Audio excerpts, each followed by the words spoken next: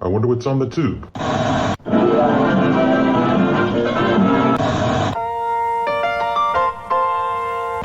Welcome back. Thank you for being a friend. What you talking about, Willis? You are a meathead. No soup for you.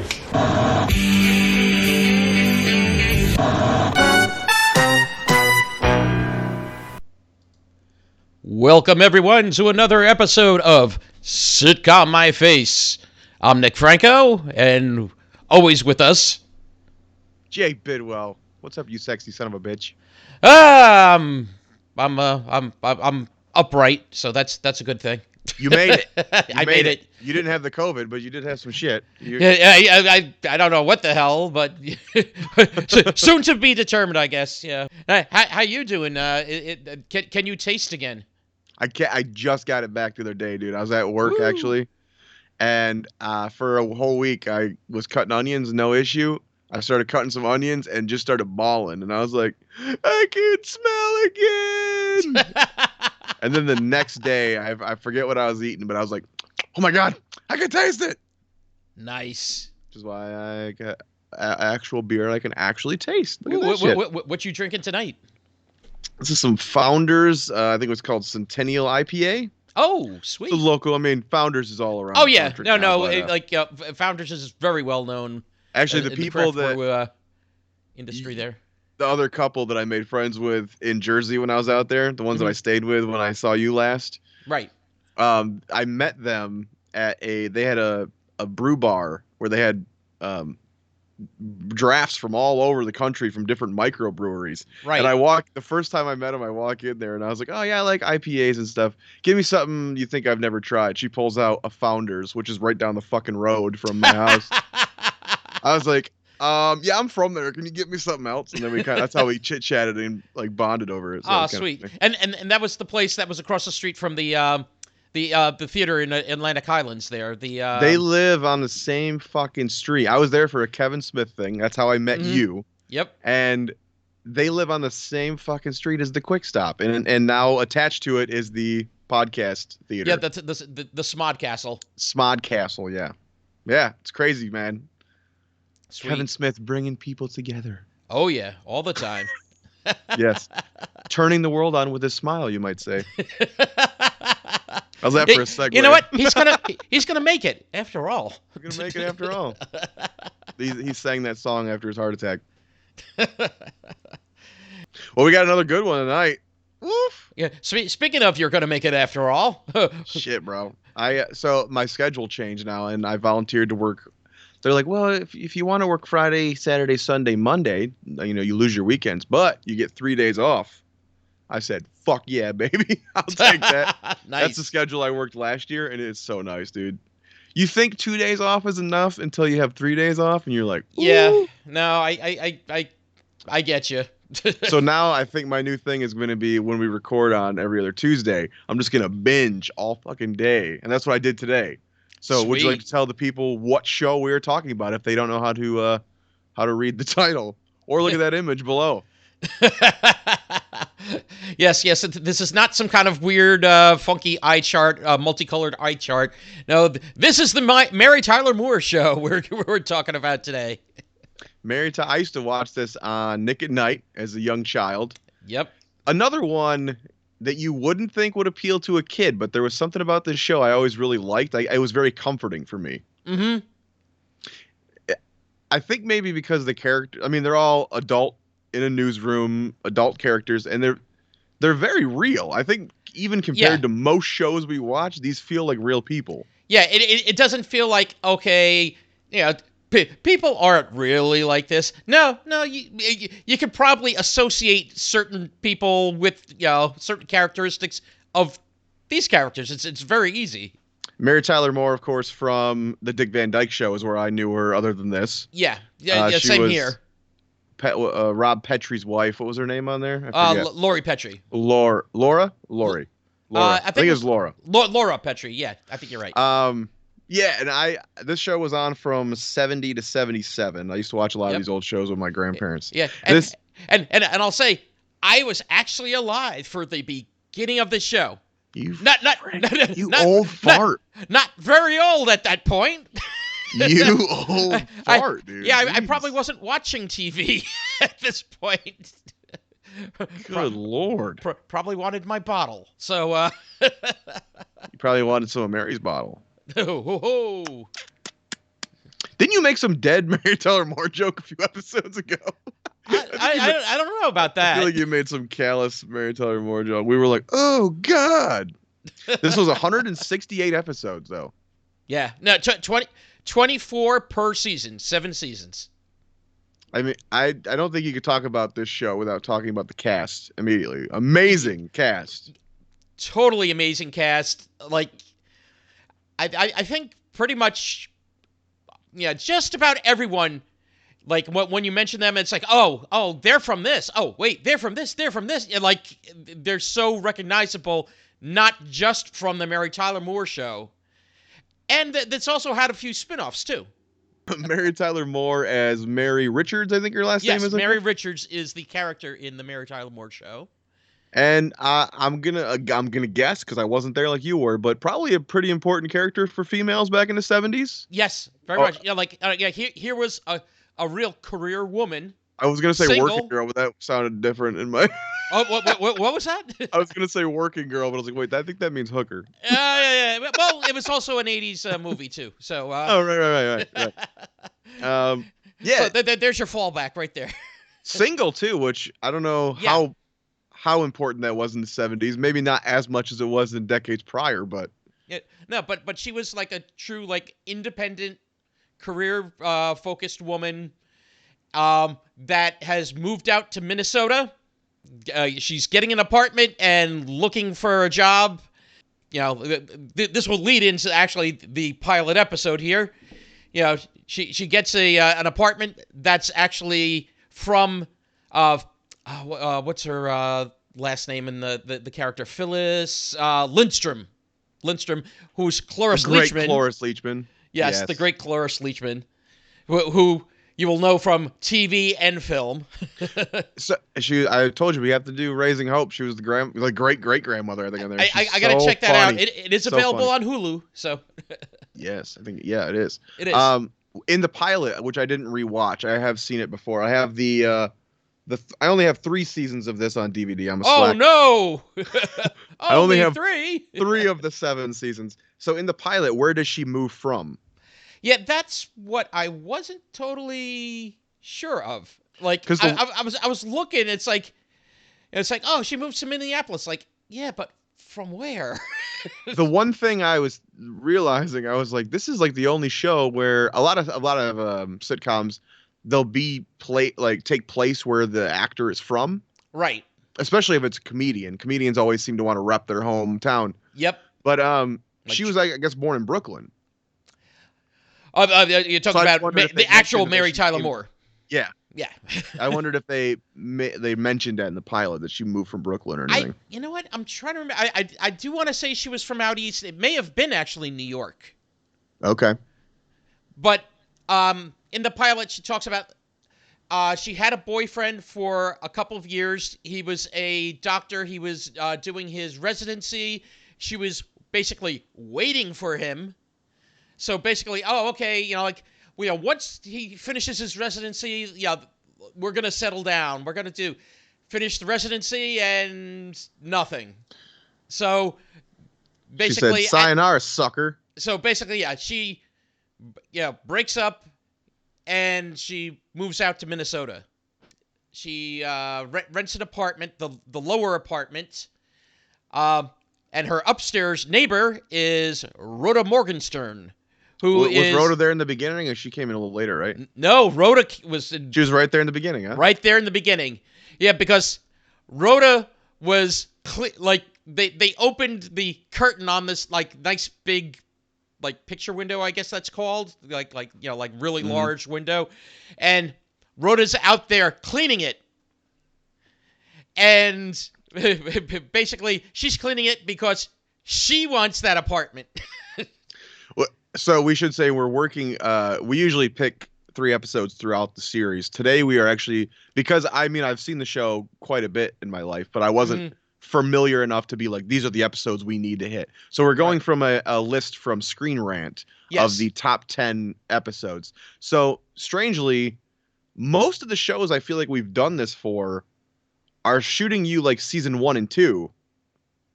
Yeah, but did you notice that this list is all like season 4, 5, 6? Yeah, I think there's I think there was a 3 in there as well.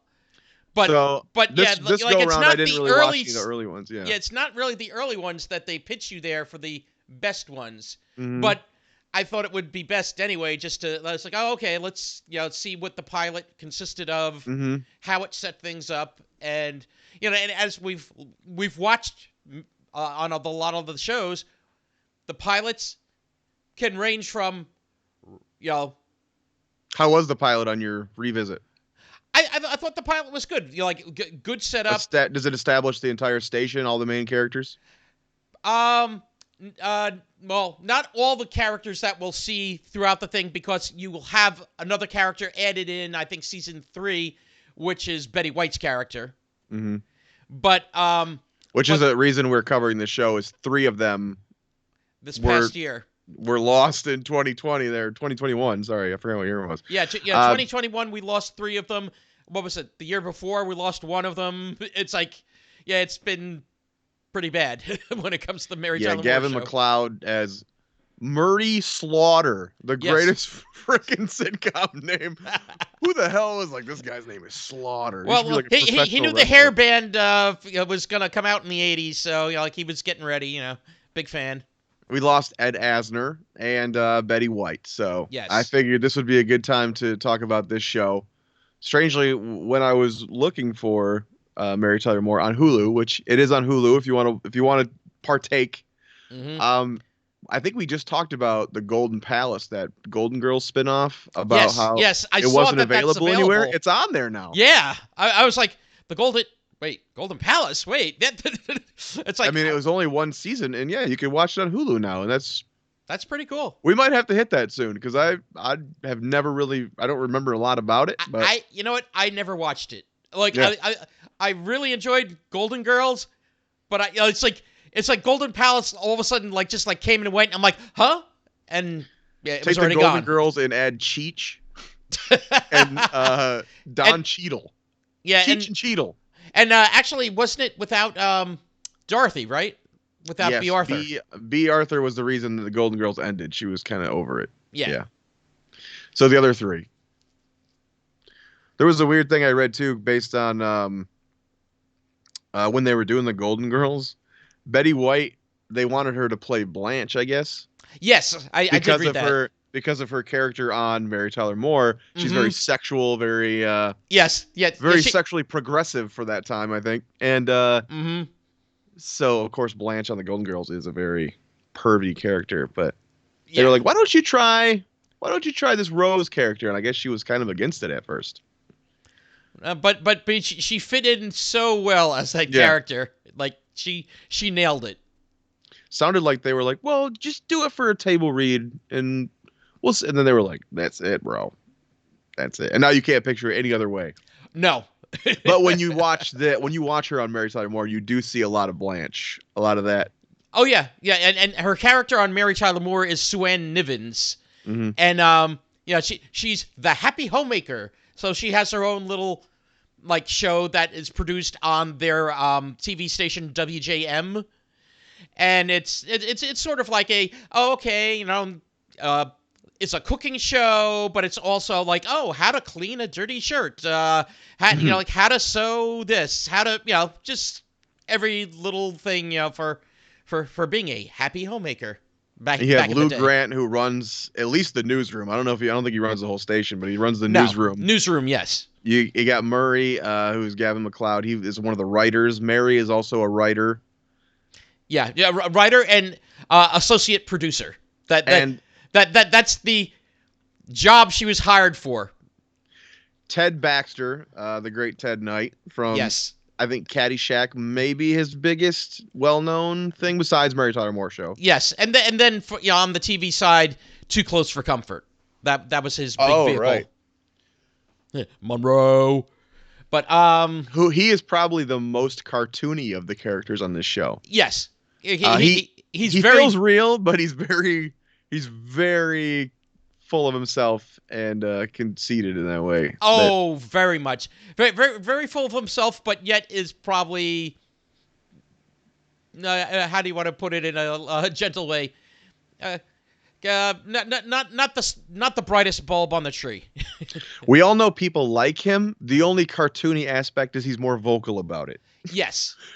We all know people just as dumb and just as full of themselves, but he's willing to just say, he'll say that fucking thing that makes you go, I'm gonna punch you in the face. He's so good on the show, though. Everyone is so good on the show. Like really, even the people they bring in, like when they had Betty, And Chloris also, is amazing on here, and she left for her own spinoff. Rhoda came and went to her own spinoff. yep. And then I'm assuming because Lou's here the whole time, I think his spinoff must have started after this. Yes, his spinoff started right after. How long did his go? Lou Grant Phyllis got 2 seasons. Rhoda, I think, got 5. Let's see. Lou Grant ran for. I'm trying to remember now. Am I wrong in remembering that was more of a drama too, wasn't it? It was. No, Yeah. it was totally a drama. So it was strange taking the same character and spinning it off into a different genre of show. Well, it makes sense.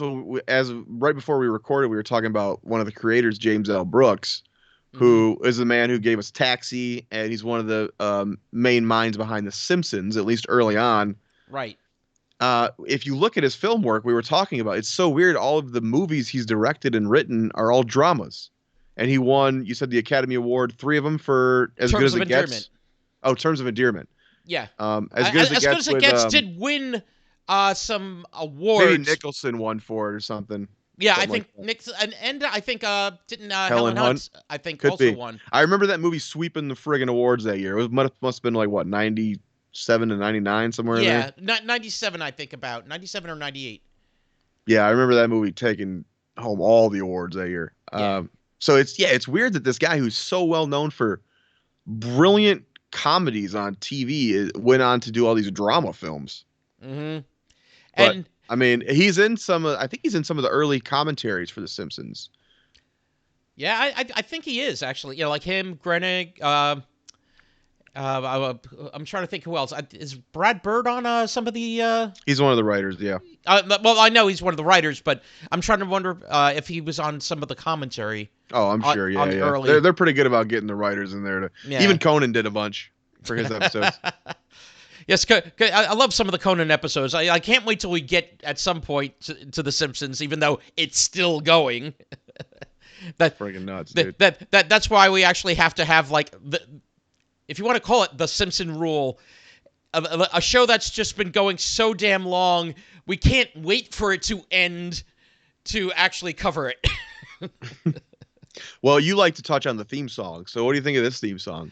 I think it's one of the like memorable theme songs. Again, the whole line, you're gonna make it after all. Although the first season it was slightly different. Was there an extra verse or something? No, well, actually, instead of "you're gonna make it after all," it's "you might just make it after all." Okay. But then, starting season 2, it became "you're gonna make it after all." Did you notice something real weird about this opening song? This, not even the song, but just the opening in general. About the character, like going through that. Well, no, because we've seen that in other shows. They don't credit the cast. Yes. There's the only credits are the creators at the very end of the song. Yeah. But it's not like every other opening of a show where it's like starring Mary Tyler Moore, starring Ed Asner as Luke. It doesn't do any of that. And it's all at the end. They all are at the end. Yep, that's right. It's kind of strange. That's I like true. the song. It's a good little jingle. It's catchy. It is very 70s. It feels very like very much 70s. What was I gonna say? It's very calm, relaxing. Mm-hmm. And it makes sense. I guess it makes sense. Encouraging her character to You're gonna make it after all. Ba-ba-ba-ba. Dun-dun-dun. Yeah. And then, what I always get was also what is always in my head is the end also, because they're playing now an instrumental version of that. They're, da da da da da da da da da da da dun meow. We talked about on, I think it was on the Andy Griffith one. We talked about how you can always recognize a show from the 60s, like that 60s color. Yeah. This is very 70s color. That Mm-hmm. there's something about shows that were filmed in the 70s. They have a certain real vibe to them. They have a certain real vibe, besides the styles, of course, of the the thing, but Just the color of the images. yes, the color of the images, and I think certain colors you find more in the 70s than you see. Like, I think you'll find more beiges, more more neutral colors, strangely enough, than when you hit the 80s. Like, it's all of a sudden, oh my god, This is when the wood paneling took over, right? yeah.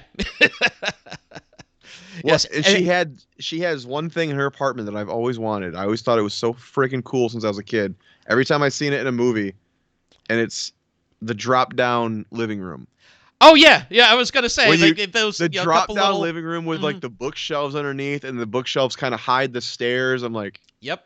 the only thing that her apartment is missing that I usually see, which I don't, tell me if I'm wrong, but I didn't see the fireplace. Usually had the little fire thing in the middle. True. Yeah. I didn't see one. I didn't. I think the Brady Bunch had that too, right? Didn't they have a drop down living room? Let's see. Yeah, because you had the famous stairway. Then yeah, I think you had a couple of steps down into the living room.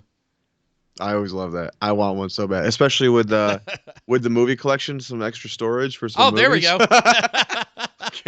So Built-in basically, shelves. what you're saying, you just need room for storage. I just need more shelves, bro. I need built-in shelves.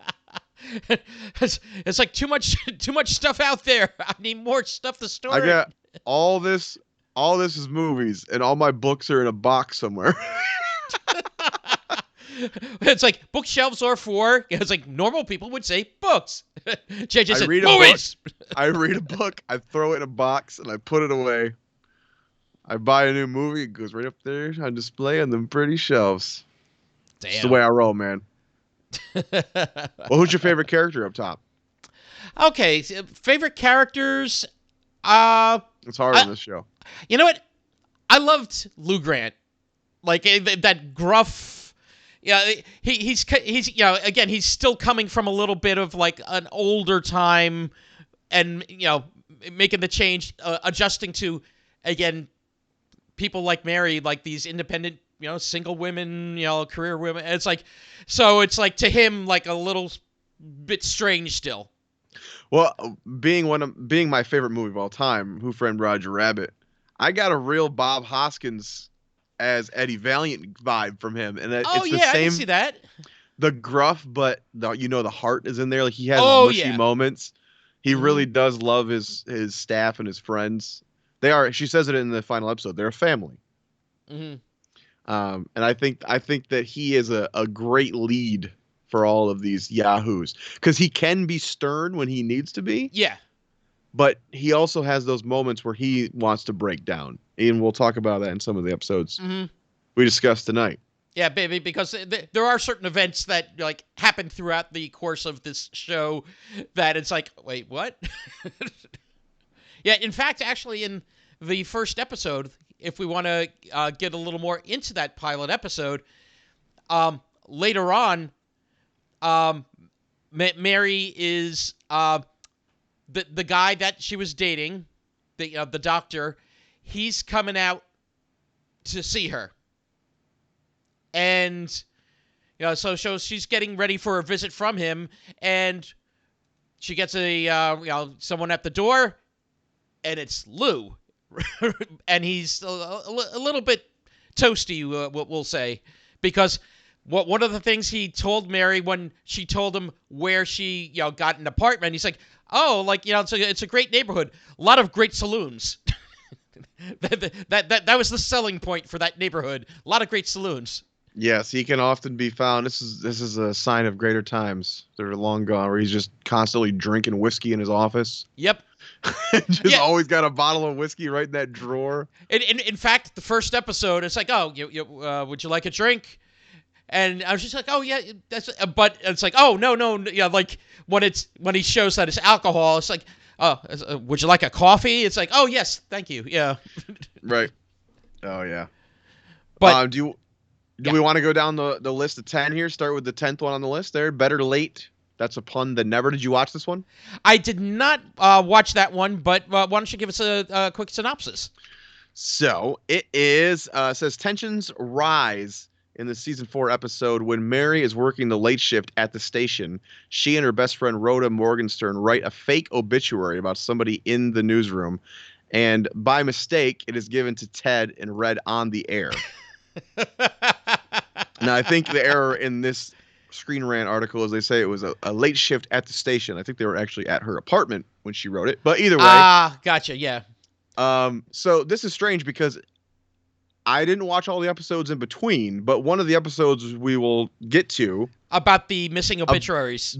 she accidentally throws away the wrong file and throws away the obituary file, and he tells her you need to rewrite all these obituaries. And this is something I didn't really think about, but I bet you newspapers and news stations do this. Like, oh, celebrities are going to die eventually. Let's have the obituary ready. I never fucking thought of that once. I never thought of that either. It's like, oh yeah, it's like all these famous people. It's like, yeah, let's get it prepped and and you just fill in whatever you need at the end. Like, I think she's writing the W's in this one. So she's writing for Raquel Welch. She's writing one or whatever. And she just writes like, she didn't drown. That's it. Cause they're like fucking around. They're drunk or they're tired or whatever. So I wondered if it was continuity though, because the other episode where she has to write the obituary, this is like a season later. Like almost like that was the 3rd season. This is the 4th season, I think. Okay. So I'm like, damn, has she been writing these obituaries for an entire season? She just got to W? Yeah, I was gonna say because that would be some insane continuity right there. Lou was like, yeah, you're gonna on your own time, right? Which is why she's at home in the middle of the night, like 3 a.m. So I was like, man, if that is the continuity, that's pretty impressive, actually. Yeah, to go from one season into the next and remembering that, oh yeah, she's gotta fill in, fix all these obituaries, recreate. So it was Wee Willie Williams. She writes this ridiculous obituary for, and Ted reads it on the air, and basically he's like, tell me that's not yours. Tell me that's not yours. And she's like, it's mine. And he's like, well, I have to suspend you. I'm giving you a 2-week suspension. He goes, most people would be fired for this, but for you, I'm just going to suspend you and we'll call it a day. And she's like, no, I can't take a suspension. Either you fire me or you do nothing. And he's like, well, I'm not backing down. And she's like, I'm not either. And I didn't think this episode was that great. I mean, the funniest stuff is right there in the beginning when Ted's reading the obituary on the air, and it's. I can imagine, because the other thing about the character of Ted Baxter is, like they bring it out also in the first episode. He doesn't always read well on air. This is a recurring theme on all the episodes we're going to talk about. Death is is a joke on this show. Oh yeah, and I love it. I love the fact that there's always fun to be had with a death episode, and they do a lot of it on here. Yeah, especially in these 10. Yeah, in fact, one of the top ones is based on a character death. Not one of these characters, but so the episode plays out, and it's really.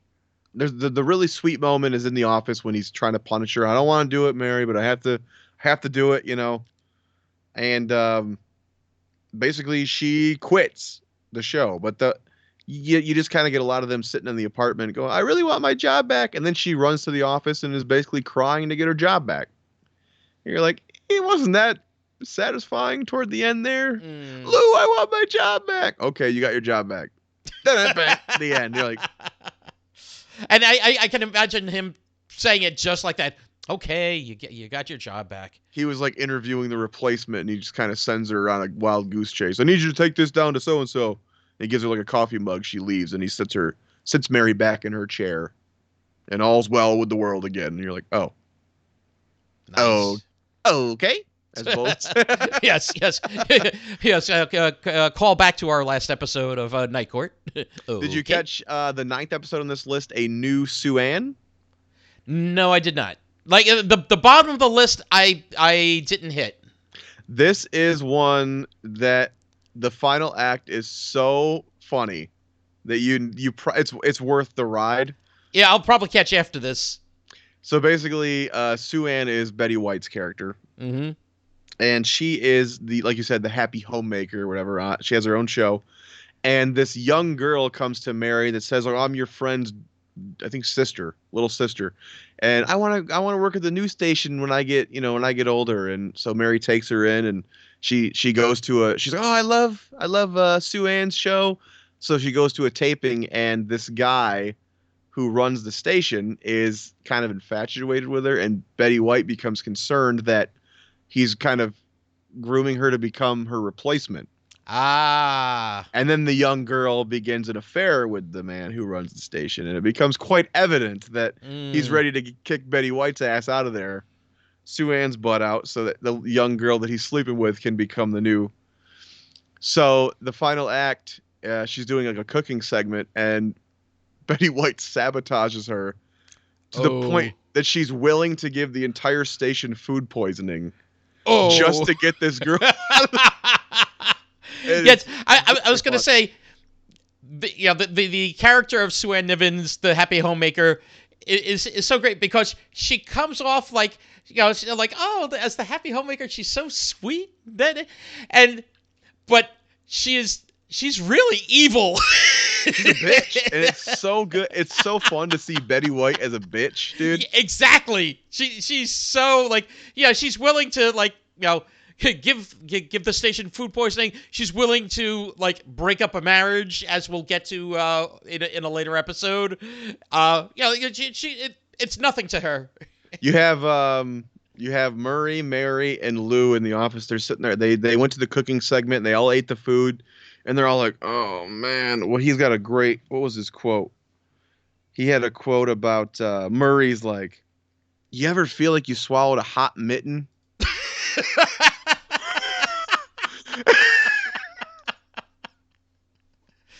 Oh. He goes, "You ever feel like you swallowed a hot mitten?" And I think Lou goes, "More like a percolator." And he goes, "I'm sweating behind my ears. What does this mean?" And Betty White comes in, and she's like, "Oh, well, I think we have food poisoning." And she's like, "What?" Like she messed it up. She messed up the recipe. She goes, "Yeah, it seems like she left some cream out on the counter for that dessert too long or something." And Mary's like, "I can't believe she screwed up by leaving out that cream." And she goes, "She didn't screw up by leaving out that cream. She screwed up by leaving it to me." She was supposed to refrigerate the cream for her. Right. And she's like, you stood there knowing full well and you let all of us eat it?" She goes, "I ate it too, Mary, for the betterment of the show." and the funny thing, the way you just said that, I can hear Betty White saying, "I ate it too, Mary, for the betterment of this show." So then we cut to Ted, who's like all happy-go-lucky and doesn't seem to be affected until he goes on air. And he starts reading the first story, and he just gets that look. He goes, "Oh boy!" Like, so you're like, I think the implication is that Ted shit himself on the air. Oh yeah, it was really good. Oh, great. Oh, jeez. You ever swallowed a hot mitten? The percolator. It's more like a percolator. Oh my God. Good. Or he goes, what do you say when he goes, "I have sweat behind the ears. What do you think that means?" He goes, "We're in love." Oh God. Yeah, I would highly recommend this one. I think that third act is one of the funniest. Just that glee. You have Betty White in pain from poisoning herself with a big old smile on her face because her plan has worked. It's really funny. We move down to number 8 on Screen Rant's list here. Mary Midwife. Again, yeah, but the bottom of the list I didn't hit. So I'm thinking Once we hit mid list, I should be back in the Georgette was a character that was brought in, I'm assuming, to replace Cloris Leachman when she went off to do the Phyllis spinoff. She was kind of the new neighbor, and she ended up dating Ted. Correct. In fact, actually marrying Ted. Right. And so in this Yeah. one, she gives birth to his child. Right. And you said you're a big Raymond fan. Wasn't she on there for a bit? She was the Yes. Was it Brad Garrett's wife's mom? Is that what it Yeah, was? yeah. Robert's wife Amy, her mom, and That voice. and the dad was Fred Willard. She had that sweet voice, that real soft voice. It's like, Georgia Engel, that's her name. yes, Georgia Engel. Yeah, it's like, and it's like just that way of talking. It's like very, very, very soft, very high. And it's like, oh no. It's like she was in a lot. Like I think she was another person that wound up on a lot of game shows back in the day, like a Match Game PM and such. Back in This the is old where I days. knew her best from until she showed up on Raymond for those. Mhm. She wasn't I don't think in a lot of Raymond episodes, maybe 10 or something like that.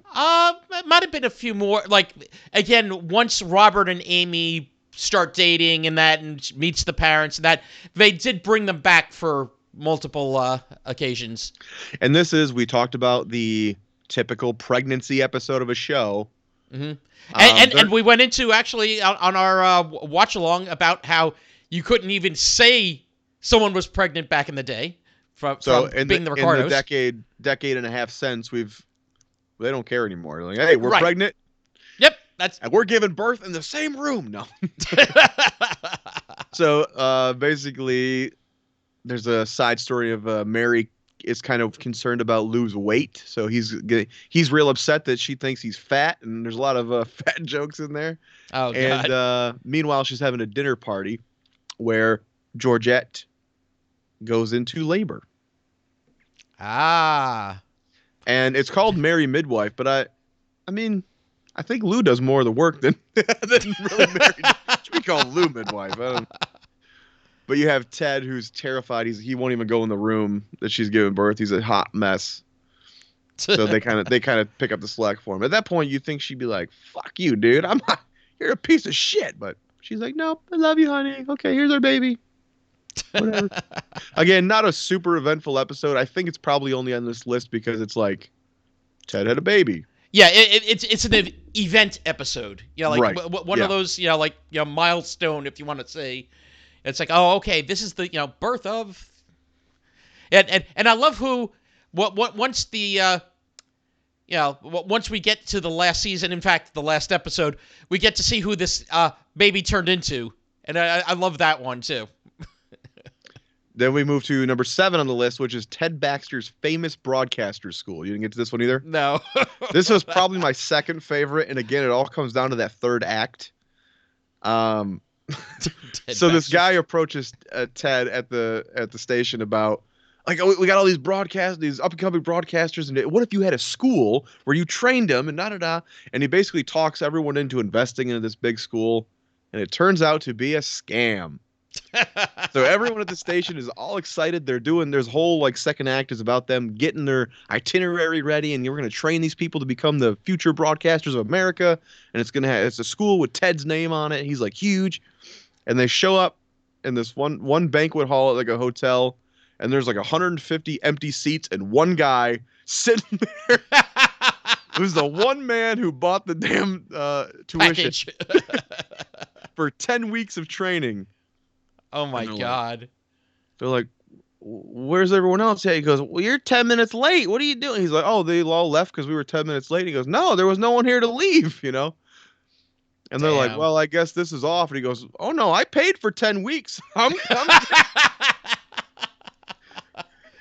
So then they end up doing this whole presentation, which is really funny. Ted's up at the podium giving this presentation to one guy, one really enthusiastic guy who wants to be a broadcaster in the audience. Oh, and they're all just kind of sitting behind him like, what the fuck are we doing here, And of course, the irony of Ted giving a presentation on being, like a broadcaster, Being the the great newsman that Ted is. And it's like everything Ted says, and Ted is still he's speaking to the entire room, even though the only fucking guy is right in front of him. So he's walking stage left and just like, so you guys can hear me over here. He's walking over here. This one guy has a question every 2 seconds, right? He's raising his hand. And then he's like, every time he asks a question, he passes it to another one of his faculty behind him. So he's like, are you grading on, or what's the passing grade for this course? And Ted just goes, blue? And Blue's like, he like stands up and walks to the front and he goes, we'll probably go by a class average, And this guy just keeps asking, it's so funny. This guy's just got question after question. And Mary's just like, who is this guy? Like, now, did you know who it was that played this character, or? It was a guest star. I don't think he was famous or anything. Okay, I was wondering if it was like someone that, Yeah, I think it was just some character actor in the audience. Yeah, it was pretty funny. And like Mary had a date with her, so this poor guy's stuck up on the stage too, just sitting there. Like, what the hell's going on? He thought he was going to this big banquet, and so Ted closes with some line like, "Oh, and in closing, afterwards we will have cookies and punch in the next room, and we'll probably divide into smaller groups so we can get to know each other." Yeah, it was good. And again, just playing to Ted Baxter, it's probably from everything he prepared, like everything he wrote. He's going verbatim of what he. Oh yeah, yeah. It doesn't affect his speech in one bit. There's Nope. only one man sitting there. Break it to smaller groups. So number 6 on the list, will Mary Richards go to jail? Okay, and this is the one where I think this is the last one I didn't see. Okay, so this one, it's okay. So there's a story that Mary writes for Ted, and it's about political corruption.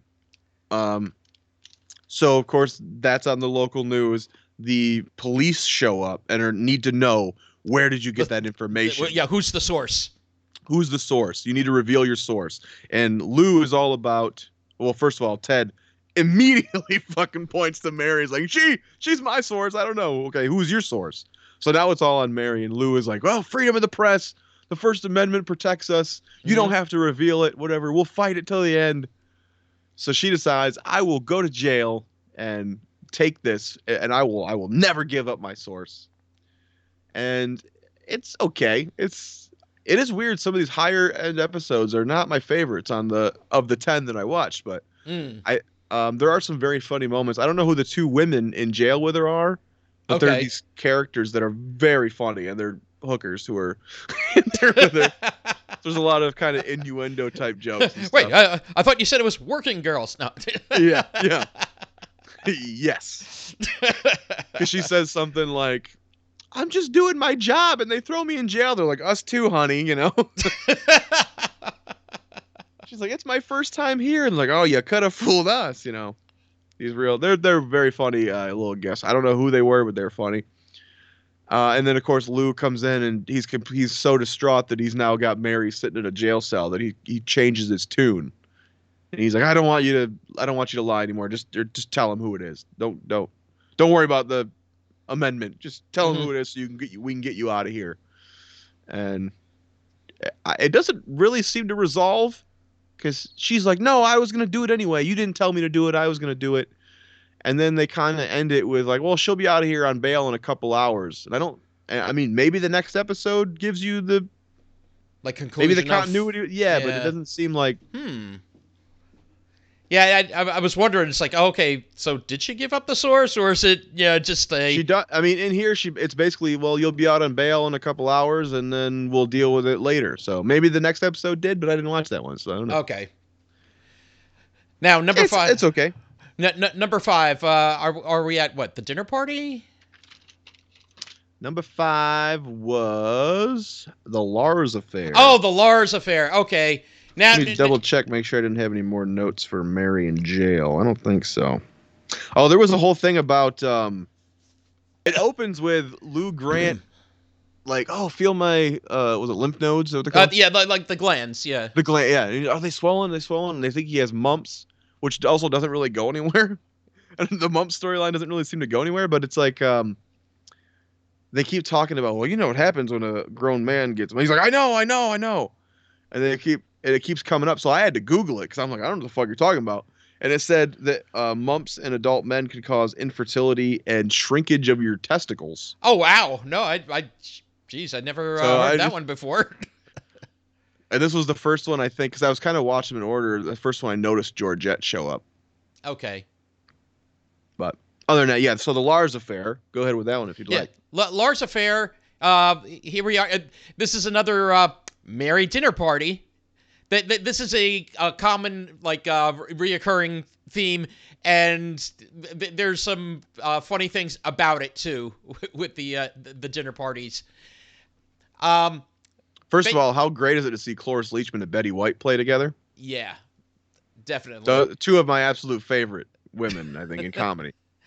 And particularly in this episode, the whole thing is, Cloris Leachman, Phyllis, is looking for her husband Lars. It's like, okay, where did he go? And apparently he took Betty White, Sue-Ann, home from this party. Yeah. From the party, and then and this is actually Sue-Ann's introductory episode, isn't it? I don't think it was her introductory episode, but it's one of the early ones of Sue-Ann.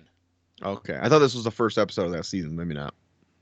But anyway, with Lars, Phyllis is waiting up late at night because Lars hasn't gotten home yet. So she's with Mary, and I'm trying to remember. I think Rhoda was in the apartment as well, and she gets a call. It's like, oh, I knew he would call. It's like, oh, apparently they were driving and the car broke down and had to get a new fender. Yeah, had to Luckily, get a new fender. Found a 24-hour body shop that happened to be close by, and I guess like a diner or something. So he and Sue-Ann stopped at this diner while the car's being repaired. This is the story. Mm-hmm. So it's pretty clear to us that they're having an affair. Right. And it's not only to us, but what starts happening is at the station, it starts People spreading. Start to see, yeah. Yeah. I think Ted says he sees them come out of her dressing room. Yes. Yeah, sees Lars coming out of the dressing room. So Cloris is hoping that, or Phyllis is wishing that her husband had mumps at this point. Good callback. Hey. So anyway, now it's spreading that Lars is having this affair with Sue-Ann, and Sue-Ann is very when confronted, she's very she doesn't care.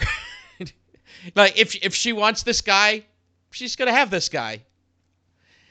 But what happens now is with Phyllis, she's still under the assumption, Lars wouldn't do such a thing. Lars is faithful. Lars, she's very naive, Phyllis. Yeah, it's so fun to watch these two, especially in that final scene when she's kind of confronting her about it. Mm-hmm. And they're both trying to be proper, which is kind of funny. It's not your typical women ripping each other's hair out, and no, they're trying to be so proper and polite, yet confront each other about her cheating husband. It's kind of funny. Well, do you want to pick it up from there? The not fight, but the confrontation. Well, she shows up at the studio where she's recording her show, and she's just, you want to know what kind of relationship my husband and I have? And she calls him at work, and they're like, he's with a patient. So she hangs up the phone. He'll call me right back when he's done with his patient. That's the kind of relationship we have. And yeah, she has a souffle. Sue Ann has a souffle in the Yeah, oven. a chocolate souffle. And she's worried about any little movement will make her souffle collapse. So of course, in a moment of rage, Phyllis runs up to the oven and opens and slams shut the oven door, causing her souffle to. Why would you do that? There's no need to resort to violence. Violence. She's got this collapsed souffle, and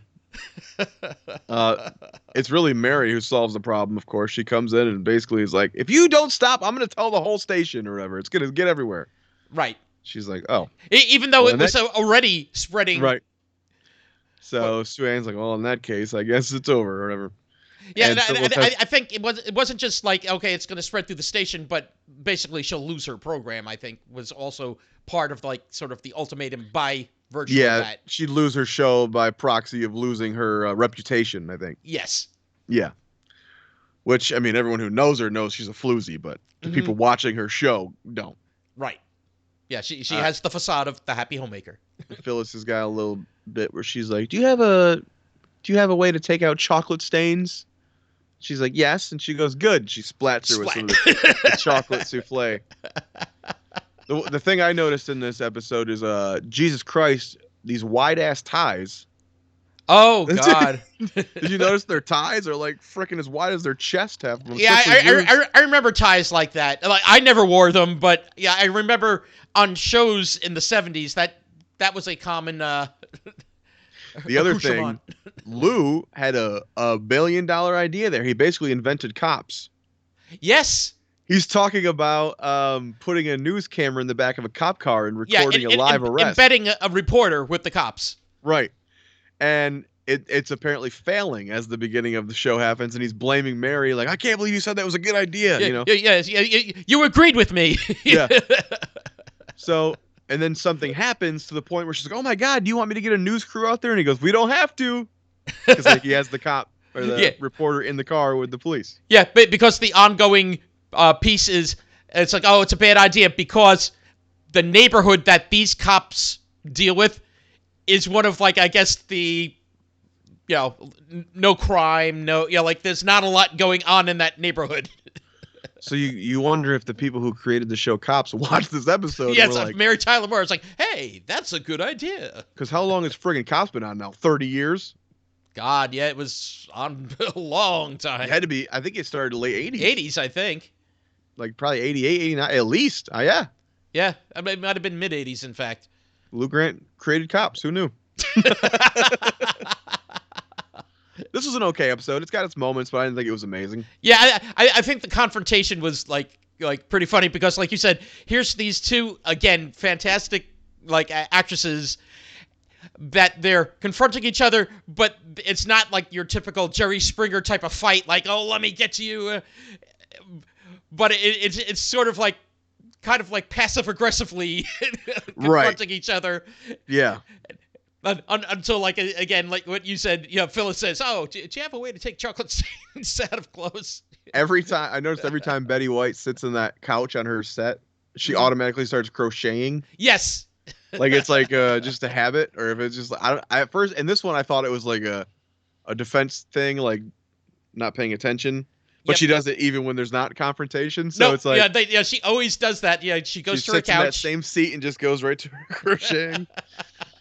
Yeah, just a brilliant cast all around. Even when the episodes are kind of bland story wise, the characters are so fun that you always get a little bit of comedy out of everything. Yeah, and I like the way that this one ends though. About they ask Phyllis if everything's okay, with her and Lars, and basically she's like, oh yeah, you're like. She gets a call from Lars. Oh, it's just checking in. Like, it's like, oh yeah, he's been doing that. Like checking in like every 15 minutes or so. I don't know where he got that idea. Yeah. I don't know where he got that idea. And then right after she hangs up with Lars, she calls the office to say, oh yeah, so please tell me, Dr. Well, that's the Dr. thing. She Lindstrom. forgives him. She forgives her husband for having an affair. Yeah, she completely forgives, but again, it's a passive-aggressive forgiveness because basically now it's like, yeah, I got eyes on you. So she keeps telling the people in his office, like, oh yeah, when Dr. Lindstrom is available and that, yeah, tell him to call home. So like every 15 minutes he's basically calling home to check in. Yeah. I feel like women would fucking riot in a show nowadays if the woman forgave her husband for this shit, though. Yeah. No, I totally get it. It's a different mindset. But it's also, this character Phyllis is a different character too. Like she is a bit naive. Yeah. She's like at times a bit clueless. Did they I don't remember Phyllis much. I don't remember that one rerunning a lot, but the show. No, The spin-off it only show. ran, I think, 2 seasons. Yeah, so in the final episode of this, they mentioned her husband died. So I wondered if he Yes. died on her show, Oh, that's possible. or if maybe that was the catalyst for her show. Maybe she's widowed at the beginning of the Phyllis spinoff. I don't know. Yeah, that I'm not sure. We'd have to take a look at that one. Maybe someday we'll get to those. I don't know if those are on Hulu or not. Rhoda probably is. Yeah, I think Rhoda is, but I don't know about Phyllis. Wait, let's see. Oh yeah, here we go. I just looked it up here. In the new series, Phyllis and her daughter moved from Minneapolis to San Francisco after the death of her husband, Dr. Lars Lindstrom. There we go. Okay. So that is the basis of the show. I think that one, when she leaves, season 4, 5. I think it must have been 5. Yeah, I think 5. Yeah, 4 or 5. Like So the next episode we have on the list, number 4, the dinner party. the dinner party, which Another which is, fucking dinner party. yes, another fucking dinner party, and that's kind of brought up in the episode. This says, in one of the more famous episodes, the dinner party proves that the Mary Tyler Moore Show had one of the best casts in television history. Mary never hosts successful dinner parties, so she's determined to change this when she hosts a party for Congresswoman Margaret Geddes. She only has 6 chairs for her dining room table and only 6 portions of veal. Yep.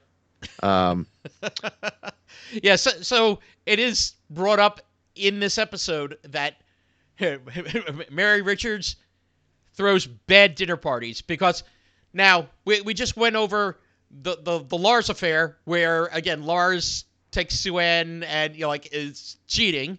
So that happened. At another a dinner party. oh, you think they were calling back to episodes with that comment? Because he says his wife left him. Lou Grant says his wife Yes, left him at left one. them Was that at an actual another episode? dinner party. Yeah, they that- mention it actually in the Lars affair. They mentioned that him kind of splitting up with his wife in the Lars affair. So was that an actual episode then at a dinner party where she left him? That I'm not sure. I don't know what episode that was. So But Ted ends up being the odd man out. She only has 6 chairs at her dinner party, so Ted is not invited to the party. But who had the date? Because we get another TV royalty guest star here before. Yes. I think before they were even big, right? yes, it was. It was before that show had hit it big. So we get Henry Winkler shows up. Yes. Whose date was he again? Rhoda's? Rhoda's date. Yeah. So I had to look it up because he looks so fucking young. Oh yeah, it's like So just this looking was at him. 70. This episode was 74, I think, the 4th season there, and then Happy Days started the same year. Yeah, so basically, yeah, he went from being a guest on Mary Tyler Moore Show to Or I guess the The 4th Fonz. season could have been 73 because it started in 70, so maybe 73 even. oh, So true. then yeah. True. So yeah, the Henry Winkler before he was even big, but he kills it in this episode too. He's very funny. Yes. They And- ended up sitting him at like a kiddie table across the room because they don't have room at the dinner table for Yes. him. He's Now- like, now- "Does somebody pass the salt?" You know. Tell me this: when you watch this episode, this is the only one I encountered it with. The frame rate was fucked on this episode. Did you get that? Yeah, the it was- the it was- stuttery image. Yes, it was weird, and I was wondering if actually that you had run into the same thing. I thought my internet was fucking up when I was watching it. yeah, To the point where I paused it for a minute to like let it buffer, and it wasn't that. Yeah, I thought it was a buffering issue on Hulu or my internet going on as well, but I There didn't must have have been that in some any of the other damage to episodes. the original negative or something because it seemed like they had to do something to it Yeah. to correct it. Because yeah, there's some real jittery, and it's not super noticeable unless you're really watching, but it's kind of jarring in a couple scenes where they're kind of, you can just tell there's frames missing in between. Yeah. So I'm sure there must have been just some kind of damage they cleaned up or something there, but it was mostly noticeable when Ted and her are talking at the office. Yeah. That's where I noticed it the most. But I did notice here and there throughout the rest of it. But yeah, I was like, what the fuck is going on here? I was like, is my internet fucking up? Like, what's going on? Nah. I think we're all experiencing that one. Yeah, it definitely needs to do some cleanup on that episode. But for the most part, the show looks really good. Yeah. I mean, I'm sure they restored it in some way because, I mean, it looks HD anymore. I don't know the exact process you go to restore these old shows, but so many of them look so good on. Yeah. Like when we were watching The Honeymooners, even like when I was watching the DVD, which DVD quality these days is not great, but I'm like, wow, for a DVD image, this looks really good. So your Blu-ray must have looked fucking incredible. Oh yeah, no, it was nice and crisp. But do you remember how Ted found out about the dinner party? Yeah, I think. Tell me, remind me. He was in Lou's office, and it was on Lou's calendar. Oh, right. Yes, yeah, like he's like when meeting with Lou, he's made it a habit of like looking at his calendar and reading upside down. Yeah, it's a skill I've learned. I read upside down. But I just love that he kind of plays it off at first, and then as it approaches, he becomes a sniveling little, please, you got to invite me, you gotta. Yeah, it's like, he starts telling a story about when he was like a young boy, and like this one girl was having a birthday party, it was a Christmas party, right?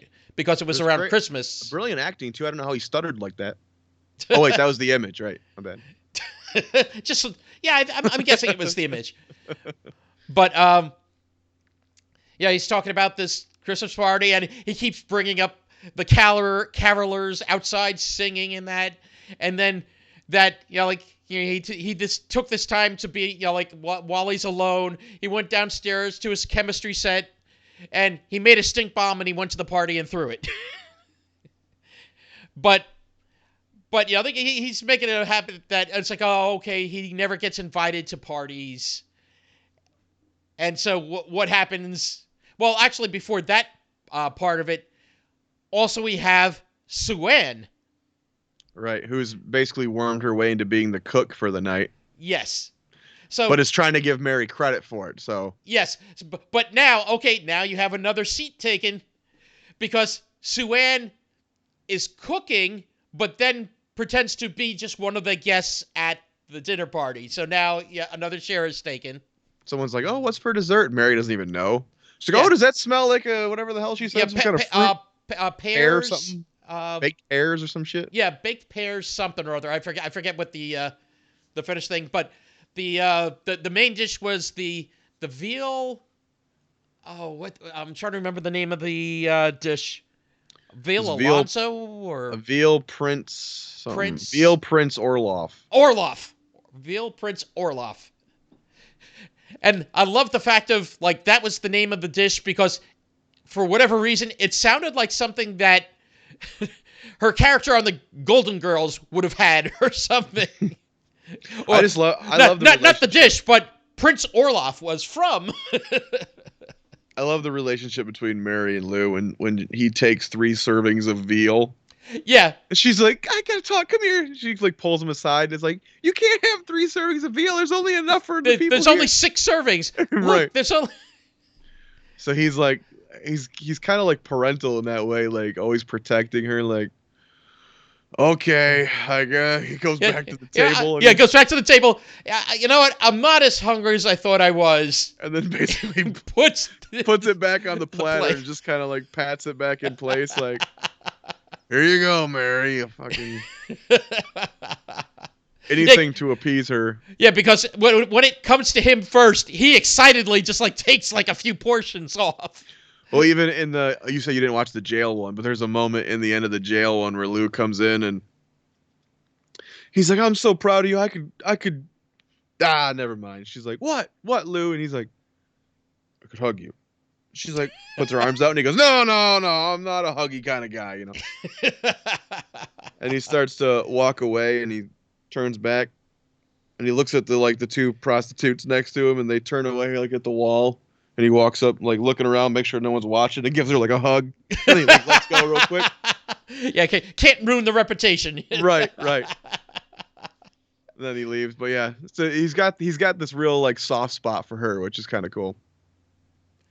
They never tried to do the romance thing, hopefully, on this show. No, actually, I think there was an episode. I saw the thing for it, but I didn't get to watch that one yet. That's Louis something. And Mary, fuck. Yeah, I don't know exactly what it's supposed to be. You know, like if it's a case of like mistaken, like, oh wait, like does this person have feelings or something, or what?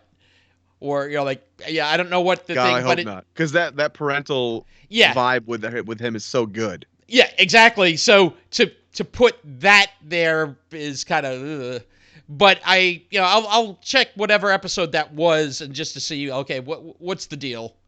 If you are a Mary Tyler Moore Show fanboy or girl, you let us know. You let me know which episode Mary and Lou fucked. This episode was all right. It has, again, funny moments. The cast always pulls you through the show. Yeah. Oh, and Ted shows up at the dinner party at the end. Because the crazy thing is, the dinner party, as opposed to all Mary's other dinner parties, is going swimmingly well. Like, other than Lou trying to take a few portions, everything else is going well. They take their desserts to the living room where they're going to sit down, have dessert, have some drinks, and that's when a knock on the door comes, and it's Ted, and then he starts. Sad sack Ted. Sad sack Ted. I brought you some sherbet. I thought maybe you forgot dessert, so I brought you 6 servings of sherbet. And she's like, okay, you sure you don't want to come in? He's like, no, I'll be outside if you need anything. And she slowly closes the door, like, keeping an eye on Ted's face, like, no. I was like, what are we gonna do? Close it on me? You're not gonna shut the door in my face, are you? Oh, she opens it up and he comes in. Yeah. And then he starts telling the congresswoman about, like, oh, when I was a boy, I was very lonely and I never got to go to any parties. Which is funny because at this point he is with Georgette. Yes. Because he mentions earlier that he was like, oh, I'll just leave her at home. Yeah. Well, even when he shows up here, the dick does leave her at home then? Yes. Because he doesn't even bring her to the fucking party. But he could be having a good time with his lady. Exactly. Instead of fucking wallowing in the hallway outside this dinner party and then not even bringing her to it when he decides to crash the party, show up. And then, but I'm trying to remember what was the he changed a bit of his story though, because it wasn't that that he then went to the chemistry set and built a stink bomb, and that he changed it around a bit at that point. He invented anal beads. That might have been it, but I think there was they something tasted before. Funny. Yeah, I forget, but the crazy thing is, like, he tells this same story, then all of a sudden it starts changing. So now you don't even know. It's like, oh, wait a second. Does he just use the same sob story each time with, like, oh, invite me to a party? So episode 3 is Put on a Happy Face. This is basically everything horrible that could happen to this poor woman happens to her in the span of a day? Maybe basically, a day and a half? Yeah, maybe 2 days, I think. Because, like, I'm trying to remember if the leg thing happened the prior day, and then, because, like, we'll get into all the different things that are happening, but yeah, it was like, she woke up late, she got a flat tire on the way to work, she gets to work, and what was it? She fell and hurt her leg, all this shit piles on, she gets sick. Her hair's doing some weird shit, right? Is that the one? Mm-hmm. Yeah, it starts making a bump in the back. can't quite get her hair to set right. And then I love the fact of Rhoda comes in at the one point to talk with her, and like Mary's saying all these things are happening. It's like oh it's kind of like, and something happened with Rhoda, like she met a good guy, and it's like kind of like their fortunes shifted. Like Yeah. Rhoda's She's like, "Don't worry, usually the one like in the, Rhoda's like, don't worry, the universe will correct itself at some point, and my life's always got to be miserable. And Mary's like, can't you let anyone else be depressed for a minute? Like, you always have to it's a one-upmanship with how terrible her life is all the time. Yeah, it kind of reminded me what was that? Is Rhoda kind of the old Jewish stereotype where everything's horrible? Well, yeah, I could see that, but I was thinking of Morgenstern. She's got to be Jewish on the show, right? Probably, yeah. But what was that? Lethal Weapon? Was it 4? Where Mel Gibson and what's her name? They're comparing scars. It's like, oh, I got this, fighting this person. Oh, I got this, like saving people. It's like that's what it sounded, one-upping each time. Some comedian had he was a Jewish comedian. He had a joke about. He's like, you want to hear a Jewish joke? And they're like, sure. And he goes, I was walking down the street and I saw this rabbi. I said, how's it going? The rabbi goes, good. That's the joke. Because a rabbi would never be like, oh, I got this thing in my back or whatever. He'd never be like, I'm good. So that's kind of the vibe I got from Rhoda throughout this. And she's always he's always complaining about something even when things are fine.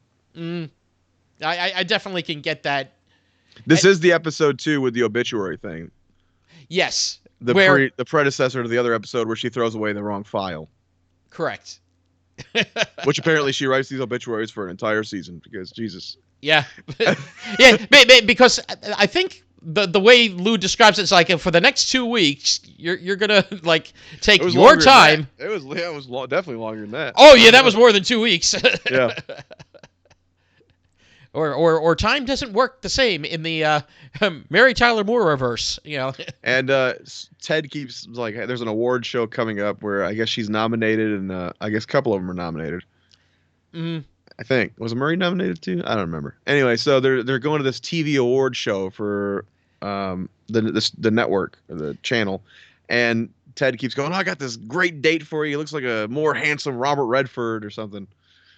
And she can't decide. She's kind of talking to this guy, but he's kind of flaky, this and that. Yeah. So finally, she's trying to get her own date. Right. And it's not quite working out. He's flaky, and then she calls some other guy, and oh, you're married now. Oh, okay, So she calls up Ted. Oh, okay, I'll take you up on your guide. And he's like, April Fools, it's me. You're going with me. He shows up, and she heard another bad thing that happened. Her dress that she was going to wear was ruined by the cleaners. I look at the guy go, there's a big black blotch on the bottom of this gown. And he goes, well, that can happen when you perspires. And I love the fact like a giant ink stain. While he's still there, she's like, well, I'm going to speak to the manager. So she calls up the cleaners. I'm going to call your manager. Okay. He's like, give me the number. And she's like, thank you. And he gives the number. Oh, he's out? Oh, he is. And she hangs up and he goes, turns to him. What are you going to do? So what are you going to do about it? Basically, he is the manager delivering the clothes. Yeah. She goes, you're a terrible cleaner. He goes, I know. Why do you think we deliver for free? Or something. Yeah. So they go to Ted comes to pick her up, and she looks like hell. It's like, I'll wait while you put on your dress or whatever. It's like, this is my dress. Yeah, I am. I'm ready to go. He's like, who put you up to this, Mary? And she's like, oh, he's like, it's raining outside. Oh, I forgot my umbrella at the station. Do you mind if I share yours? He goes, well, as long as you stay under your third, I got a brand new tux. I love that. Your third. Yeah, he goes, you stay under your third. That's how you gotta impersonate his voice, right? You gotta get a little deeper, a little more condescending. Mary, Lou. Yeah. Oh my God. So he goes in and he introduces her as his sister because he doesn't want everyone to think they're on a date. She's like, oh, there's Mr. Grant over there. Let's go sit down. He goes, oh, you go ahead, sis. Catch up. He doesn't want to walk with her even. Yeah, so it's Lou and Murray sitting at the table. She's also now wet. Yeah. Her So mascara's like run a little bit, and she's got her eyelashes falling off. Her hair is, just a mess. And then what happens? Well, They're they're presenting the award. They're giving out awards.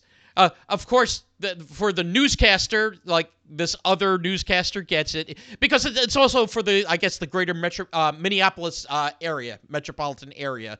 That's what these news awards are for, and so some other newscaster other than Ted gets it.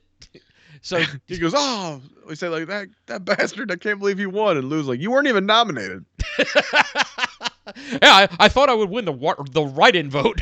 Yeah, I was really counting on the heavy write-in vote. Yeah. But then yes, for producer for the 6 o'clock news whatever. Yeah, Mary Richards is. And she does not want to go up on stage because she's so embarrassed, and basically her whole speech turns into, "I don't usually look like this." Really? You have to believe me. Like, okay, psycho, whatever, dude. Yeah, so there wasn't much of a speech, but that part just kind of explaining. Which is funny because I do remember it was an award show where somebody, all these celebrities are in their extravagant gowns, and I think some woman writer won. And she come up and just kind of looked real plain Jane compared to all the other people, and you're like, yeah, she's a writer. Yeah. Yeah. She's like, I ain't got your fucking millions to go buy some amazing diamond encrusted dress, motherfuckers. I'm just coming up here in my little. Suck it. Yeah, I still love when like people that are like. Yeah, I don't watch much award shows like anymore. Like when I was like young, but I always loved when there was somebody that completely thought, oh, they have no chance, so they're not exactly like you're saying, dressed to the nines, and it's like, and the winner is.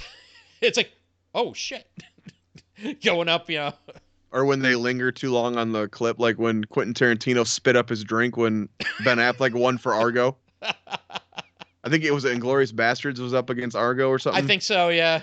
And they were on they were on fucking Quentin Tarantino, and they're like, the winner is Ben Affleck. He's like, spits out his fucking. They cut away real quick. Speaking of though, I mean, I did the same. I think it was the same blooper thing I watched. They had it works because it's a news clip. So Yeah.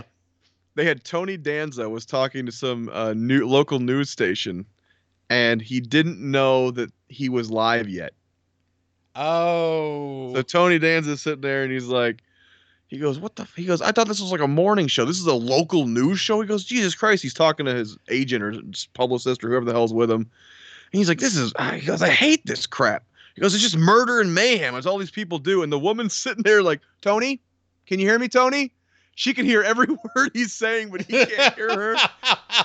And they fade in and fade out a few times. Like it went on for a long couple of minutes. He's just like, I don't want to do this, Susan. I don't want to do this. I hate these people. He's like, I hate the news. These people are all murder and mayhem. Oh, I'm going to go down and watch some people bleed to death. And all of a sudden, she's like, Tony, can you hear me now? And he goes, oh, yeah, I can hear you. And she goes, well, no murder and mayhem today. And he goes, oh, you heard me? And she goes, all of it. Anyway. You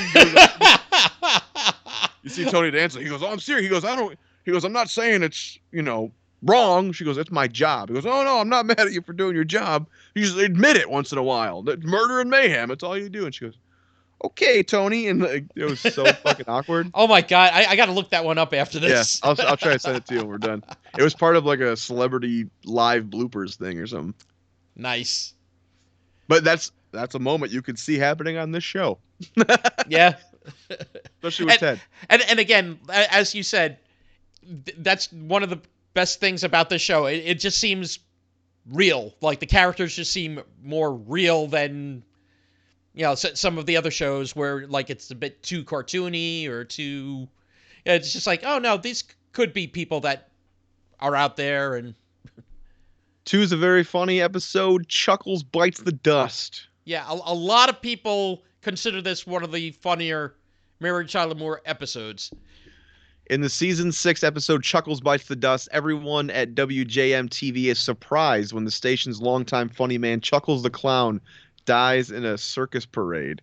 You hardly ever saw Chuckles, but you heard him frequently throughout the show's seasons. Oh. Maybe in the newsroom when they're watching the broadcast, perhaps? Maybe, yeah. During the funeral, Mary can't control her laughter. So this is a very funny. It does the sitcom flip flop, as I like to call it. Yeah. So you have this clown in the station who dies, and they talk about it in the funniest of ways. There's a lot of dead clown. Dead clown jokes, but also it's okay. Premise: the circus is in town. They have a parade. Ted wants to lead it, but Lou said no. Chuckles the clown got the got to be the grand marshal of the parade and lead everything. But also this leads to Chuckles' demise. He dresses like a peanut. He says he showed up at the parade dressed like Peter the Peanut, and an elephant tried to shell him. Yeah. This was very funny, and the whole episode, everyone's cracking all these jokes about these clown jokes about him being dead, and Mary's like, "You stop it! You stop it! A man is dead!" The whole episode. She's so upset at everyone's like insensitivity. And then they go to the funeral. or it's more like kind of like the wake and the priest there like doing a. Old Ted folded himself and goes, "If it was my funeral, this place would be full." And George asks, like, "Why do they always send flowers to a funeral?" And Sue Ann's like, "What do you suggest, fruit? Like, what the hell?" Which is kind of ironic now for edible arrangements. Yeah, right. And then Murray says some joke about like, "Where's the rest of the clowns?" And he goes, "Oh, maybe they're gonna pop out of a tiny hearse." Yeah, tiny hearse. Oh my god. Yeah. So now the roles are reversed. Everyone's kind of gotten out their chuckles, no pun intended. Mm-hmm. And they're enjoying the funeral. And now everything the guy says doing the funeral, Mary can't help but laugh. Yeah, like the priest is talking about the different characters that people loved of Chuckles, like Peter Peanut, and like. She starts like a little chuckle herself, and then after telling everyone the whole fucking time not to be laughing about this, Billy the Banana. moment it matters at the funeral, she cannot hold it back. And what was the one he did like sort of like a cross dressing? It was like ants. Oh, I don't know. Yeah, I forget the name, but as soon as like the priest said it, and she lost it. She's he's like, you ma'am. He's like, "You stand up, please." And she's all embarrassed. Yeah, she's like, you wanna laugh, don't you? And she's like, and he goes, "Chuckles would love that. He lived to make people laugh." Yeah, she breaks out. Yeah, and it's like yeah, he hated to see people cry. Like his whole thing was to make people laugh. So go ahead, laugh. And she's like, she's crying. At that point, she starts breaking down crying. Yeah, this is a fun episode. And again, we talked about this show with their death humor. They have very dark humor when it comes to death. Oh yeah, I like that, and I think that does feel like a James L. Brooks thing, because if we're talking about The Simpsons and Taxi. Oh yeah. Oh no, those shows actually, yeah. A little bit of that dark humor when it comes to death. Mm-hmm. Which I love. I mean, it's no Santa Claus parachuting dead in the backyard like Married with Children, but oh, hey, he's got coupons. That's right. Yeah, this is a fun one. And the last one is, ironically, the last show. The last episode of the show is apparently ranked number 1 on this list. And I think it's a good finale. I think for the type of show this is, I think it works pretty well. I agreed. And when it comes to like not just sitcom but just TV show finales, this is actually one of the ones that's ranked usually among the higher ones. That okay, they did the finale right.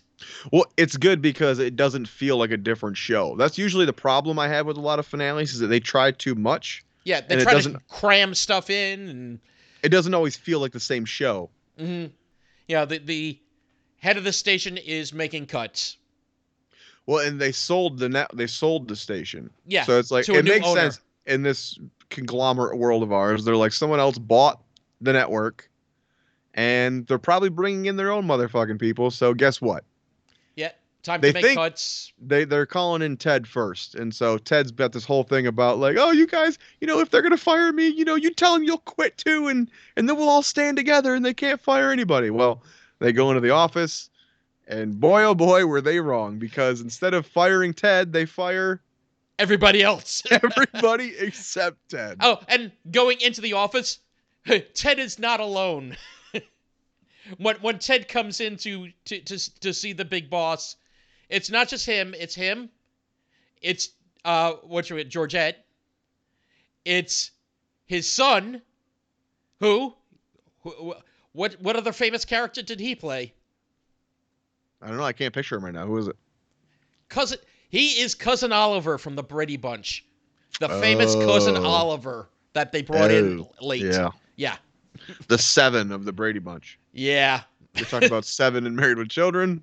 You had Cousin Oliver, and I think they were both, those might have been the top 2 on TV annoying kids. Yep. So. Oh, yeah, no, but yeah, Cousin Oliver was his son. Also, yeah, Georgette was there with the baby, and he even brought his dog to show everyone that depends on Ted Baxter. So yeah, he breaks off into this big thing about like, well, they were willing to stand with me when they thought I was gonna be fired, and I'm gonna stand with them. And he's like, well, we were really hoping you'd stay on. And he's like, I'd love to. Like, Yeah. So now Ted's gonna be the only one that stays at the network, which is kind of funny. Yeah, and just the ironic. one who is the least competent is the one who keeps his job. Correct. Welcome to fucking America. Welcome that about to sums it up. Fucking America. Ted fucking Baxter. I wonder if there was some idea, because they must have had an idea they were going to do the Lou Grant spinoff. Right. I wonder if there was ever an inkling. Maybe we'll do a Ted show. Ted Baxter, yeah. And we can bring in a new newsroom cast or something. I wonder. Because I wonder how long was it after? How long was the other show after this? Like that was late 80s, mid 80s. Oh, what? Too Close for Comfort? Yeah. I think that might have been early to mid 80s. So then he died shortly after that, right?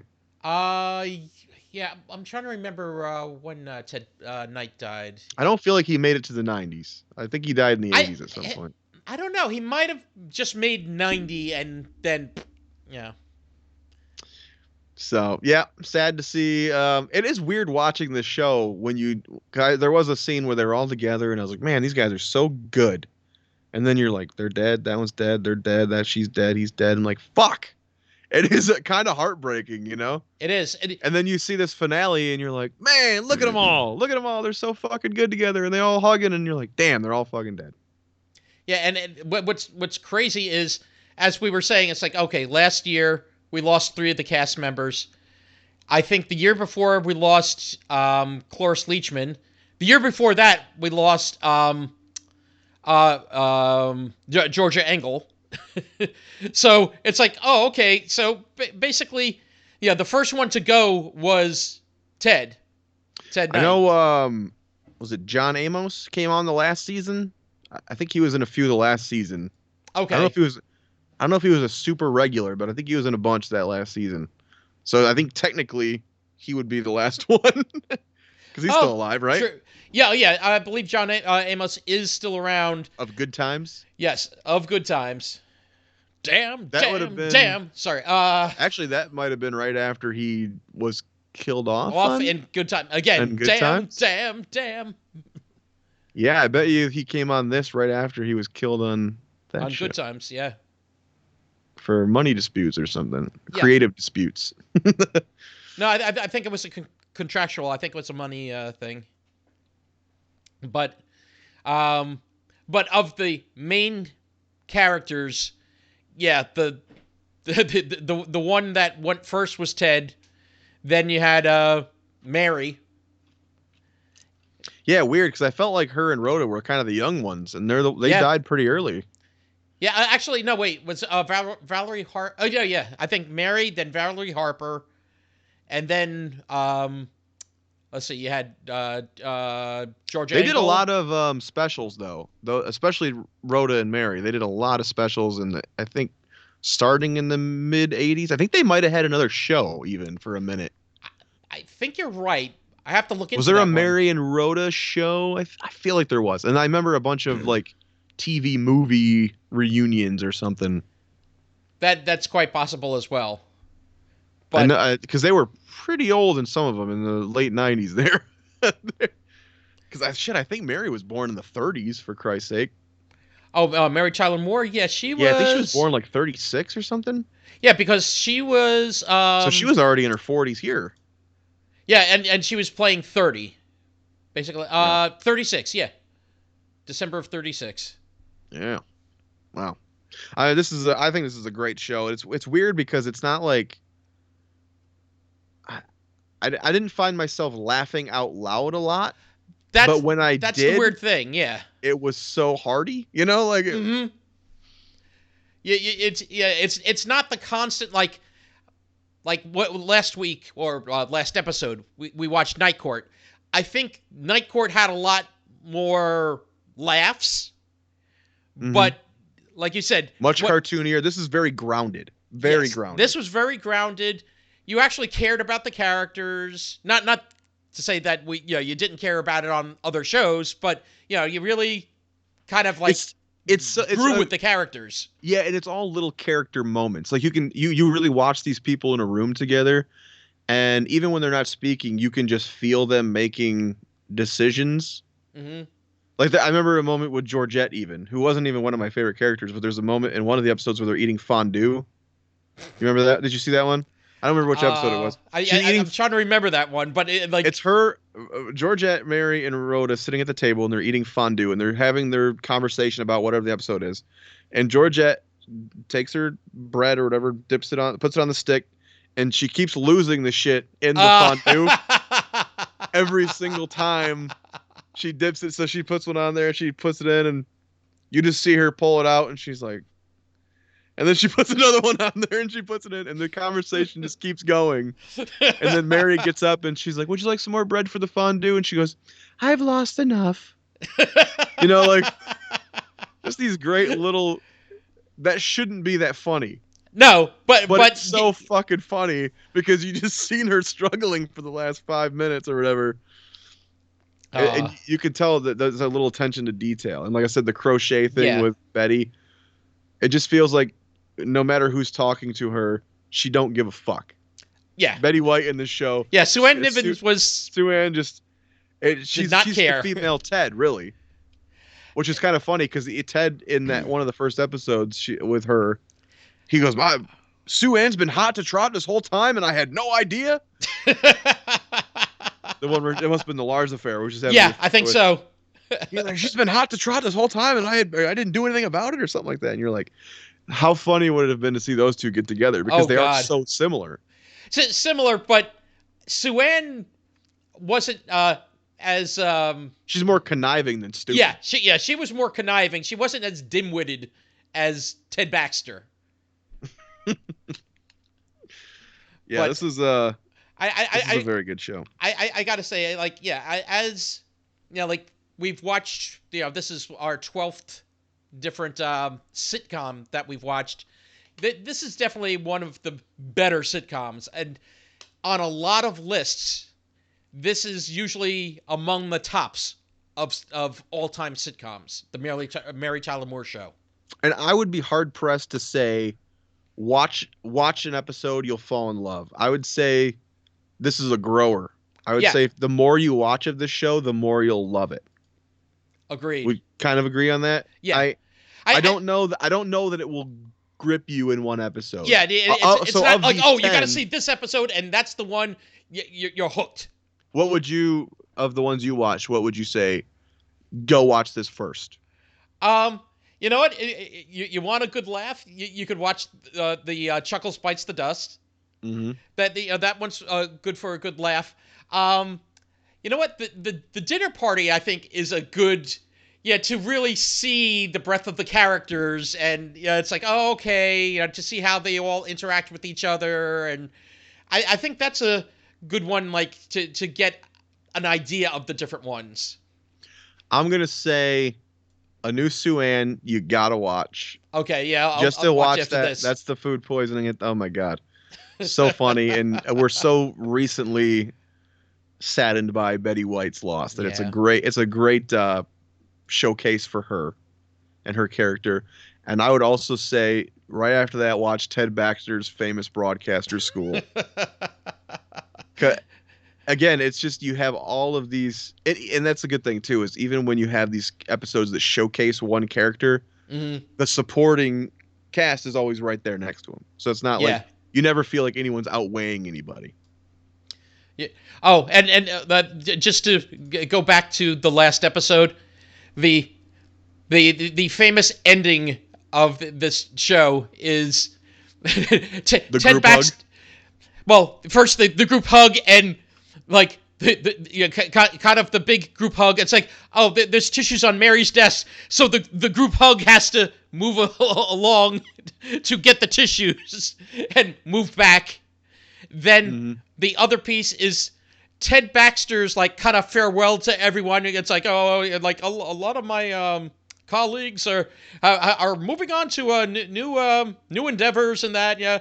And like, what does he take like as like, oh, okay, this is what comes to mind. It's like, it's a long way to Tipperary. It's Oh yeah, they start singing that song at the end. Yeah, and so at the end, to leave the office, it's like, I think it's Lou that starts it, right? I think, it's a long way to Tipperary. And then they all start joining in, and they just start leaving. And we get the typical, they all walk out, Mary's the last one there looking at the newsroom. And a lot of shows have this moment, the last little look with your main character looking at the set, and they just flip off the lights, and then you're... It was just like a perfect little ending. It's a poignant little moment, and a lot of shows do it. It's not. I don't know if this was one of the early ones, but a lot of them do it. I got a question for you. So we got a Lou Grant spinoff. We got a Phyllis. We got a Rhoda. If you were in charge, you were like, hey, I'm going to give a spinoff to this. You have to write another spinoff of the Mary Tyler Moore Show. Which character are you choosing? Another character for the Mary Tyler Moore Show. You got some good choices. There's a lot of good characters in this show. I know. You just can't do those three, obviously. Right. Now, it's weird. Like, Murray was one that I don't think we got to learn as much about. He's great. He really but he's great when he shines when given the time. He's so low-key funny. Yeah. But just those sarcastic little quips he throws in there. He doesn't steal a lot of scenes. No. But he's always a fucking backbone of the scenes he's in. Yeah. Yeah. I think of the characters that like if I had to give another one, I think though would go with actually Sue-Ann Nivens. Yeah, I probably would too. Betty White's character. Yes. Again, that conniving character. It's like, okay, now on to her next thing. It's like, okay, does she grow as a person, or what other schemes and things is she pulling at a new place? And I love actually in which episode where she's basically cheerfully chewing out the people because the oven wasn't on. Right. And then the one, I think that was the same one with the camera, right? Didn't it? I need 3 cameras to do a chocolate souffle. Yeah. So I would like to see a Sue-Ann Nivens spin-off if we had the chance to go back again and do it. It was nice in the final episode there. We get Rhoda and Phyllis back for a scene or two. True. Yeah. Because they come back, even though they both left the show for their spin-offs. They came back for the finale, which is nice. It was also nice that they didn't steal the finale, because that could have ruined it if they were right. If it was all about them coming back, but it's not. You get just enough. And that's where we learned that Lars is dead. Yeah. And it's like, oh, Lars is dead, and Rhoda's like laughing, like kind of like he kind of not literally dead, but like it's like, yeah. It's like, no, he actually died. It's like, I'm sorry. We get to take credit for Lou Grant too, because at one point he says he worked for a Detroit paper before he came there. Oh, there we go. I was like, hey, the Nice. Michigan boy. Look at that. Or at least worked at the Michigan or the Detroit paper. Hmm. So that's cool. But yeah, I really enjoyed the show. I would definitely put it in the higher ranks of what we've watched already. And as I said, it has gotten many accolades over the years, many Emmys. In fact, we were also going over Mr. James L. Brooks, one of the creators, before, as we were saying before the show, and he had, what was it, 54 or 56 Emmys over time. Not all the Mary Tyler Moore Show, but If he you definitely, watch this and you compare it to Taxi, especially, which was also his show, yes, the character creation is so abundantly clear how brilliant the man was and how he must have really trusted these actors to develop these unique characters, Mhm. because every character on Taxi, every character on this show, they do have a unique voice. Correct. Yeah, it's not all about. Although, like early Taxi, you could tell, like, it's like, oh, okay, they were focusing a lot on Latka because, like, was it in the movie I Man thought on he the Moon? joined. I thought he joined later, didn't he? Didn't Lotka come in later? I don't know. I don't know if he. I feel like the first couple seasons were all about Hirsch. Was it Judd Hirsch? Yeah, Judd Hirsch. Like, And then Danny yeah, DeVito Rieger. became the standout, and then it kind of shifted to him. But Because I think Judd Hirsch was the one that was famous before that, right? of all of them, I think you're right. Yeah. Well, what's his name? I think it was his show, right? When Yeah, it was yeah, created. yeah. Like, yeah, he was supposed to be the star of the show. Yeah, this is your the analog for us. Okay, you're along with Judd Hirsch. Don't Yeah, worry, like, kids. We will get to Taxi. yeah. Oh yeah. We definitely got to get to Taxi because it has one of the greatest moments on TV. One of the funniest moments on TV. One weird thing I did see about Mary was that she had, because I was like, I never heard about any of her kids or anything. I wondered if they become actors. She had one son Mhm. who died in 1980. Ah. I think he was 24 and he accidentally shot himself. Oh. One of his own guns. Yeah, I don't think it didn't seem. Nothing said it was on purpose, so I don't think it was suicide, but it said accidentally. Oh, that sucks. And they said the irony was she had just finished doing a movie for which I think she won an award. Mhm. Ordinary People, about Oh, yeah. about a grieving mother who lost Mhm. her son. Yeah, that was I think 1980. I think Ordinary People. So that was the same year he died then. Yeah. So she probably shot it the year before, maybe. Yeah. So yeah, one weird thing I did not, fun fact, did not know about. Well, I guess not so fun. Oh, but well, yeah, I was going to say maybe Not not so so fun fun, but a that I fact. didn't yes, yes. One Hey, of our that's recurring funny. bits, the not so fun fact. her son would have wanted you to laugh. Uh, Her son, Chuckles the clown. No, I was kidding. yes, yeah, he was shelled by an elephant. Man, yeah. So I think we're both in agreement. Go get your Hulu subscription updated and go watch some Mary Tyler Moore Show. Definitely. And R.I.P. to everybody. Sadly. Everybody. Everybody. Again, except John Amos, who is still around, but Yeah, I wasn't think one Gordy? of them. What's I that? think he played. I think his character's name was Gordy. I want to say. I think so, but yeah, like you said, he came in late. Very. Yeah, I think. He's like last And season only. what didn't seem to be like a full-on regular character, but did have like several appearances. I want to go watch some more Mary Tyler Moore Show. I think. That sounds like a good plan, actually. You need Yeah. to go watch those 2 episodes I recommended. Yes, yeah, I think I'm gonna go watch those two now. But If it ain't fixed, don't broke it. yes, as Gonna JJ keep says. fucking shoehorning the fucking catchphrase until it sticks. yes. Yeah. We have two things now. We have the our saying, like the if it ain't fixed, don't broke it, and now the not so fun fact. Yes, we will be building on these odd things in the future. But Oh, wait, what are we doing next? Full House.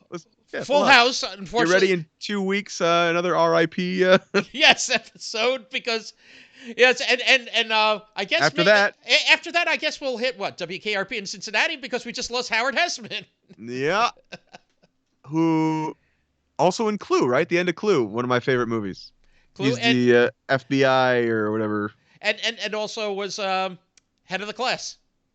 I'm not super familiar with WKRP either. I haven't watched it in a long time. So. WKRP, I will say for those that want to like start, I have an episode to start with, though. It's the Thanksgiving episode, the turkey drop. That's all I gotta say. Sweet. Hopefully that one's on. We looked at that one as streaming. I think it's streaming somewhere. I believe don't it remember is. Where. In fact, I think it may have also been on Hulu. So for when next I week, was kids, checking. make sure you catch up on your Full House. Which honestly, I bet you. I feel like Full House is one that everybody has probably seen every fucking episode of anyway, right? Well, I'm in that rare that I You're a haven't little seen older. as many. You're a little older. Yeah. I've watched Anyone my age and younger, I guarantee Oh, they've yeah. probably seen every episode of the show. Mhm. But if you enjoy our show, And then- why would you? then like, subscribe. You know, we're out there on your you know, like your podcast apps. Also, you know, like check out Jay's Twitter at BidwellFog. Twitch was it twitch.tv/BidwellFog. And mine is, of course, if you're watching, it's that one? Netnick That way. One of these. 191. What's that? It's down one of these. I forget. My screen's backwards, I think. Uh-oh. I think it's this one. It's that way. Right there. Yeah, it is. You got it. And then tickle if you plumber. want to check out our Facebook page, it's Sitcom My Face. It's Twitter, we're at Sitcom My Face. And Gmail, it's sitcommyface@gmail.com. So we're out there, folks. So Don't you get any of that poop in my beard either.